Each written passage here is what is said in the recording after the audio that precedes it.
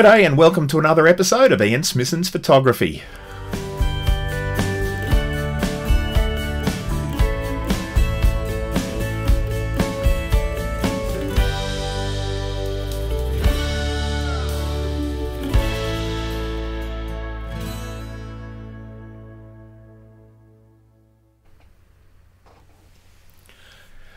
This week we're looking at another creativity challenge for landscape photography, and the theme was old. I selected that theme with a random card draw immediately after finishing the previous one that I was looking at textures in the spotted gum forest, and I'll put a link above up here if you haven't checked that out yet. I really hadn't planned on doing much with this one until I'd got home, but it's about an 8 or 9 hour drive from the south coast of New South Wales to home, and as I was passing through Bairnsdale about halfway home, I spotted this tree on the side of the road in a paddock. It's an old gum tree, and it's just stuck out there by itself, mostly with dead branches and a few leaves growing on it. And so I thought, I really do want to stop and have a go at shooting this. So in line with the old theme, I was really going to try and shoot this as an old sepia-toned black and white. So everything I did once I got to the location and lined up the shot was designed to try and make an old style looking shot. So I had an old subject and I was intending to make an old style photograph of it. So let's have a look at how I went about it. Here's the tree.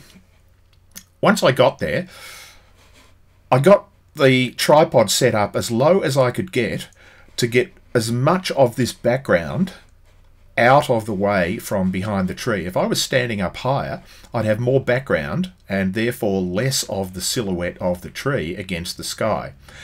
I could have got down a little bit lower physically, but that would have meant that I was shooting through this grass in the foreground, and I would have missed out on getting the base of the trunk here. And I also like this little dead branch sitting on the left-hand side of the tree, and that would have disappeared into the grass in the foreground as well. The framing was done so that I had a little bit of breathing space directly above the tree, but I really wanted to fill the frame with the tree as much as I could. It meant that I ended up with this little spot of foliage over here, but I can always get rid of that later, and I will once we get into Photoshop. This was always intended to be a black and white, and if I switch this over to a black and white view, you can see that the blue sky turned to sort of mid-dark grey tone in the background, and that is quite distracting from the silhouette of these dead branches. So what I did was look at this shot and say, I'm shooting here at a 50th of a second, but if I slow the camera shutter speed right down, these clouds were moving across the sky, and I should be able to blur most of those out to end up with a more monotone background. Here's the shot, slightly overexposed from where we were before, but that brings out a little more tone in the tree as well. And you can see what's happened to the sky here. It's really blurred out in the background. In addition to that, I've got blurring leaves and little movements of the fine branches at the ends of these larger branches. But I don't mind that because, once again, trying to keep with the theme of shooting an old photograph, old photographs used to be taken with very slow shutter speed, so there was often a lot of blurring in them. So this is going to add to what I was trying to do rather than detract from it. So this is my starting point.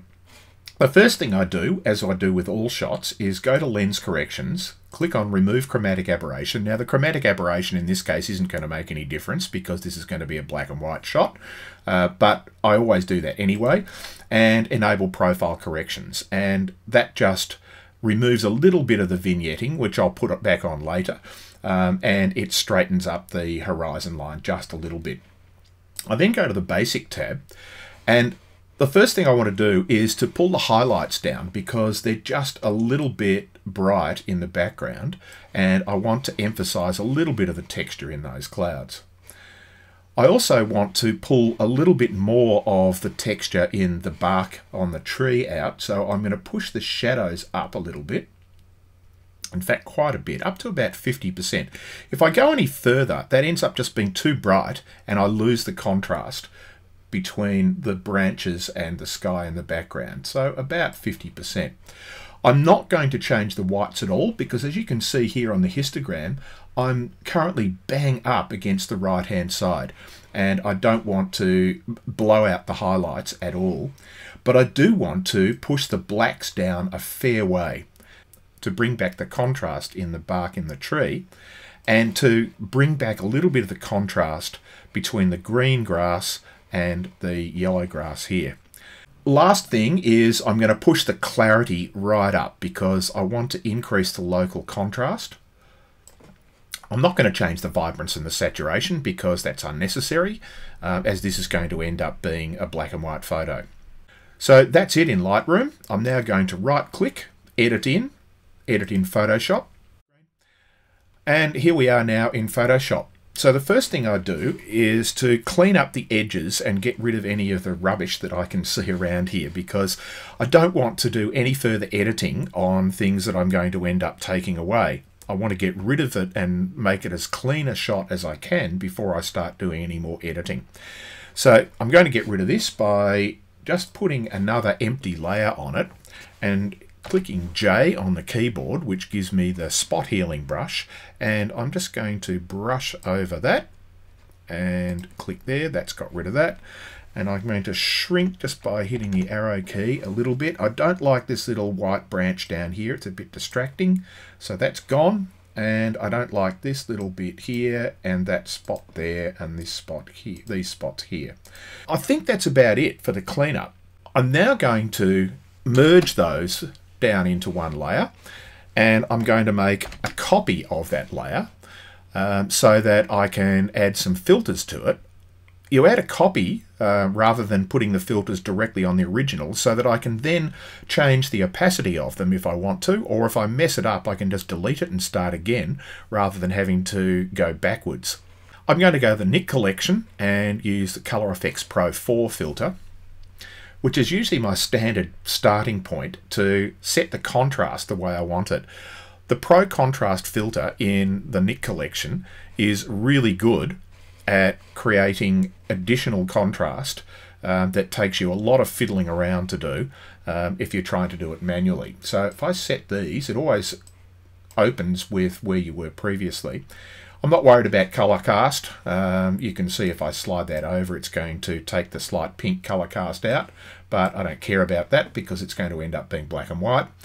I'm pushing the contrast up a little bit so that I can see more definition here in these branches, and then the magic happens with the dynamic contrast.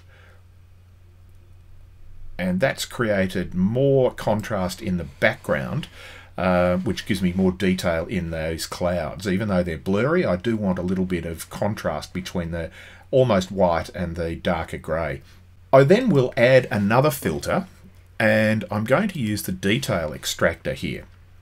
Once again, if I'm going with the theme of being an old looking image, I want to get a bit more detail in here and looking a little bit grainier. Now I'm going to add some grain later, but I can add that detail here. If I just pull that down a little bit, it's a bit exaggerated here, but if I push the contrast up, now if I switch that off and on again, you should see that there's again enhancing the difference in tones, because I don't care about tone, I don't care about color. Remember, this is going to be black and white, so I just want to enhance the tones between the branches and the sky in the background and the light and dark color on the branches and the trunks. Click OK and wait for that to save. And now we're back here. You can see the difference if I turn that off and on. It's really just enhanced the contrast and brought out more detail in the tree itself. Now again, make another layer by merging all the layers together, and that's holding down the Shift, Command, Alt and E keys. And now I want to get rid of any of the noise that's in the background. I'm going to bring some grain back, but I don't want to make grain on top of noise. So I'm going to use my favorite noise reduction filter, which is in the MacFun Creative Kit collection, and click on that. And now this is open, I'm going to slide up to the top to have a look at the sky, and there's really only just a little bit there. So if I click on the lightest one, that looks like it's pretty good, and I can slide this backwards and across. You're not going to see this on the video, it just won't have the detail in it, but for me, you can see here, taking out some of that noise also enhances the contrast a little bit as well, so that's going to help me. So I'll click apply on that and wait for that to render. Alright, we're back in Photoshop. Now, the last thing I'm going to do before I turn this to black and white is I'm just going to add a tiny little bit of glow into this using the Orton effect. Again, create another layer and go to Filter, Blur, Gaussian Blur. And I'll bring that over here. And 20 pixels is about what I usually use. And then switch that to overlay, and you can see that's ridiculous, the amount of blur in there, but if I slide the opacity back to about 20% and switch that on and off, you'll notice how that's given it a nice little glowy effect. In fact, that's probably still just a little bit too much, so I'll switch it down to about 15. And I can change the blend between overlay and soft light, which makes it a little bit more subtle as well. So I quite like that. Now, make another layer, and in this case I'm going to use my favorite black and white filter, and that is, again, in the MacFun Creative Kit, Tonality. Now, the reason I like Tonality in the MacFun Creative Kit so much is that it has some really nice presets. There are some built-in presets, and there are a number of photographers who have built their own presets, but I really, when I'm doing landscape photography, just use the built-in presets and then do a little bit of manual control over those. So this is just a straight black and white conversion, and it's already taken on a really nice old-looking feel to it with the blurry branches and things, but I can bump up the contrast a little bit more here. And to bring a little bit more emphasis in the sky out as well. So first thing I do is I never work on the bottom layer. Again, the same thing as I do in Photoshop, create new layers every time I do something so that I can back out easily, or I can reduce the opacity if it's just too much at 100%. I'll create a new layer. And now there are two filters in here. There's a blue sky filter, which is just a bit of overkill.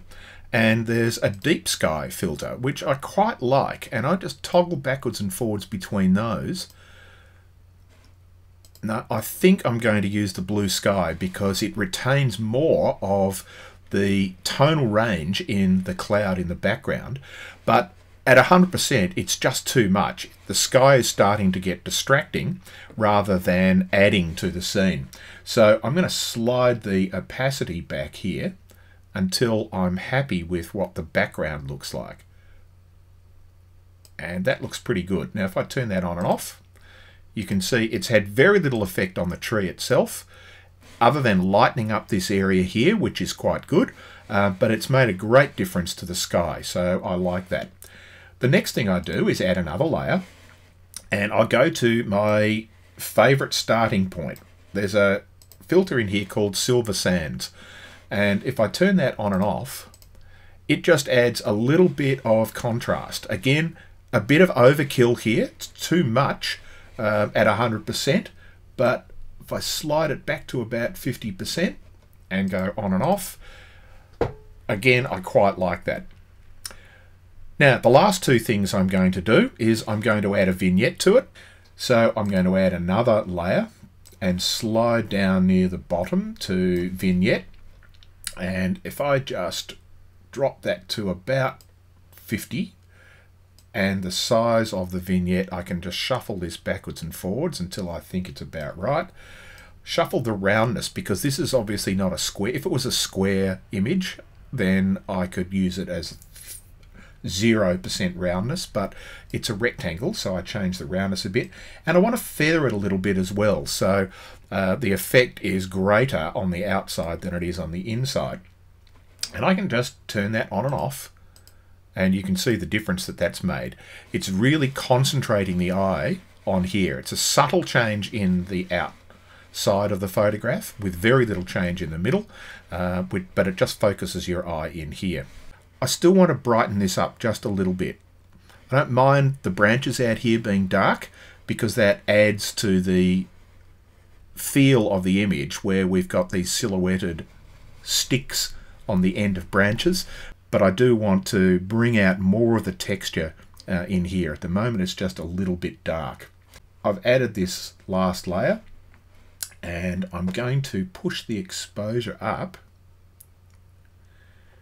just a little bit. Forget about what's happening with the rest of the image. I'm just looking at what's happening down here because I think I like that more if I turn that on and off. That gives me much more detail in here and I'm quite happy with that. But now what I can do is just select the brush and shrink that down so that it's smaller and just brush that effect in low down and make quite a small circle and brush it onto these large limbs at the base of the tree, and smaller again.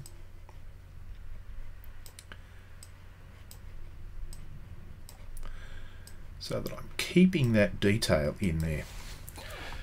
And if I turn that on and off, you can see what I've done there. And that's a little bit of overkill, and I've brushed over here, so I can click on the eraser and brush that out there. And it's just a little bit too much, so I'm going to pull the opacity down a little bit. I'm now going to just add some grain to it.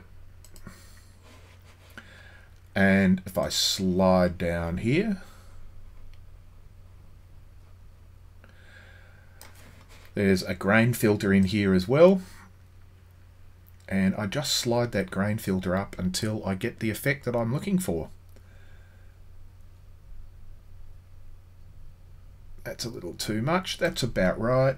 And if I put the softness at about 50%, I'll drop it down a little. No, I quite like it a little bit grainier. So there, and push the contrast a little bit up.